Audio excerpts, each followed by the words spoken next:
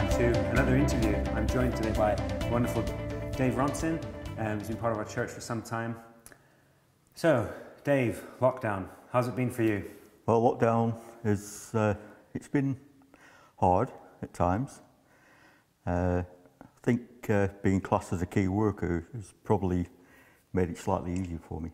Okay. Because supermarkets have needed toilet rolls and tissues by the lorry load. And sometimes it feels like people have wanted toilet rolls and tissues by the lorry load at times. So that's kept me busy for the lockdown period. Yeah. So I think in some respects being able to go to work has continued some kind of normality into the situation. Yeah, of course. It hasn't all been new. Yeah. There's something normal there. It has been hard not meeting people as often. I miss things like coming to church, meeting people socially. I've found that difficult. Yeah. It does feel like I've just been stuck at home and not really been able to do a great deal. But since things have started to ease, I've started to meet a few people. Celebrated my 50th birthday a couple of weeks ago. Yes, you did. And so I was able to meet a few people to go for a meal. Okay. And so that was good. It's different, but it had a bit of normality mixed into it. So yeah, of course. It's been, although it's felt hard at times, it's also felt similar to normal for me anyway. Yeah. I realise it's been a lot different for other people and a lot harder for other people. Yeah.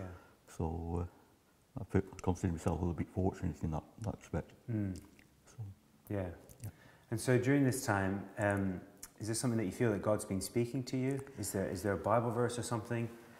There's a few things which I've been doing in my studies. I'll just share a little bit from, I brought my notes with me. I keep a little notebook and record ideas and things for that. Great. And fairly early on in lockdown, everybody was seemed to be thinking, oh, this Bible verse relates to coronavirus, this is explaining what God said, and some of it was probably right, but I think a lot of it might not have been. And I read about Elijah, and he was terrified. He was in a cave, fearing for his life, and he cries out to God, and God speaks to him. But God sent an earthquake, God sent a wind, he sent a storm.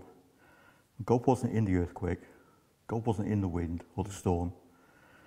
And as I wrote it, I actually wrote in my notes, God isn't in the coronavirus, but God is in the still small voice, the whisper that speaks to people.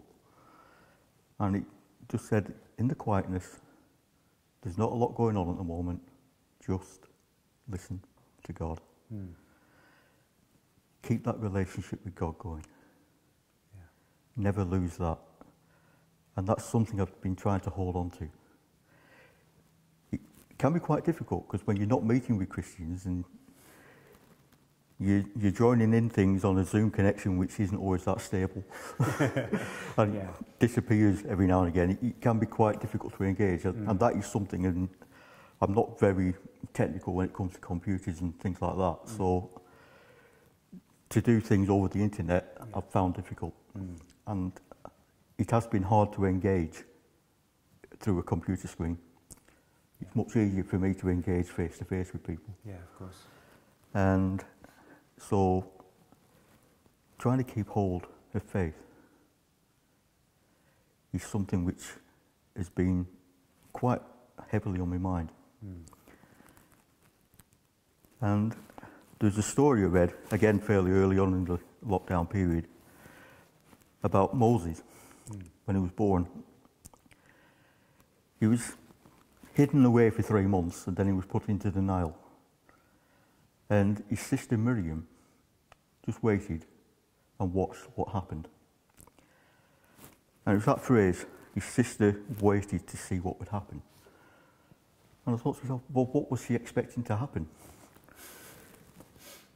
What was going to happen? I mean, this baby was there in a basket in a big river.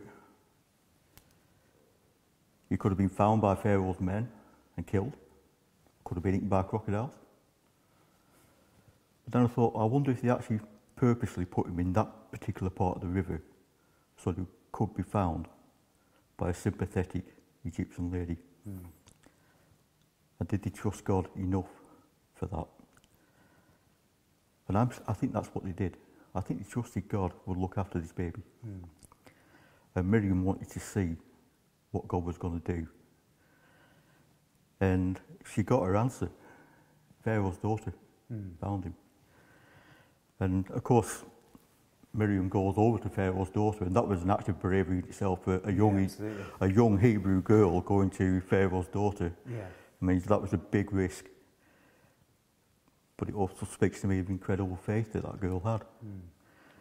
And she says, I can find a Hebrew lady to look after the baby for you. And I think Pharaoh's daughter probably wasn't daft. She'd known very well it was going to be the baby's mother who got hold of him. But the faith of Miriam in what was a very dangerous situation was incredibly strong. And that is something that really spoke to me early on. Keep that strong faith. No matter how dangerous or difficult the situation is, keep it going.